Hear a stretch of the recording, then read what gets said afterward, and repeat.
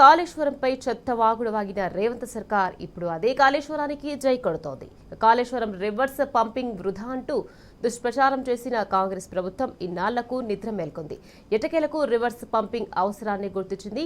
SRSP వరద కాలువలోని Rampur pump house మోటార్లను on చేసింది. అక్కడి నుంచి ప్రస్తుతం నీటిని ఎత్తిపోసే ప్రక్రియ కొనసాగుతుంది.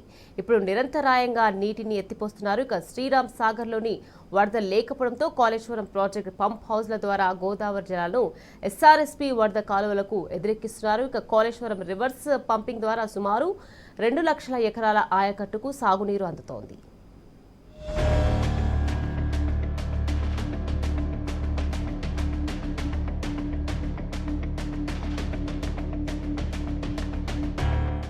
కాళేశ్వరం కూలిపోయిందని విష ప్రచారం చేసిన కాంగ్రెస్ సర్కార్ పెద్దలు అదే కాళేశ్వరం ప్రాజెక్టులో భాగమైన ఎస్ఆర్ఎస్పీ పునరుజ్జీవ పథకంతో నీటిని ఎగువకు ఎత్తిపోస్తున్నారు. 3 రోజులుగా ఎల్లంపల్లి నుంచి మధ్య మానేరుకు ఎత్తిపోతలు కొనసాగుతుండగా నిన్న ఉదయం నుంచి రాంపూర్ పంప్ హౌస్ ను నడుపుతూ వరద కాలువ ద్వారా ఎగువన ఉన్న ఎస్ఆర్ఎస్పీ వైపు నీటిని తరలిస్తున్నారు.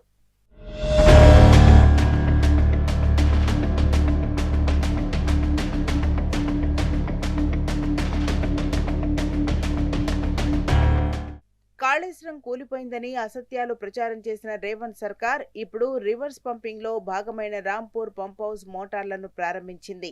రాంపూర్ పంప్ హౌస్ ను ప్రారంభించి కాళేశ్వరం ప్రాజెక్టు యొక్క అవసరాన్ని కాంగ్రెస్ ప్రభుత్వమే మరోసారి నిరూపించిందన్నారు మాజీ మంత్రి వేముల ప్రశాంత్ రెడ్డి. 1,00,000 కోట్లు వృధా అయ్యాయని కాంగ్రెస్ చేసిన దుష్ప్రచారం తప్పని తేలిపోయిందన్నారు. రివర్స్ పంపింగ్ వృధా అని విమర్శించిన వారే ఇప్పుడు ఎస్ఆర్ఎస్పీ వరద కాలువకు రివర్స్ పంపింగ్ చేస్తున్నారన్నారు. రాజేశ్వరరావుపేట, మొప్పాల్ పంప్ హౌజ్లను కూడా వెంటనే ప్రారంభించాలని డిమాండ్ చేశారు వేముల. ఇన్ఫ్లో కొనసాగుతున్న నేపథ్యంలో ఎస్ఆర్ఎస్పీపై ఉన్న Lakshmi lift, Vempalli lift, Bodepalli lift, Chautapalli Hanumanth Reddy, Gutpa Alisagar లిఫ్ట్లను వెంటనే ప్రారంభించి నిజామాబాద్ జిల్లాలోని చెరువులను నింపి రైతాంగానికి నిరంతరం సాగునీటిని అందించాలని డిమాండ్ చేశారు.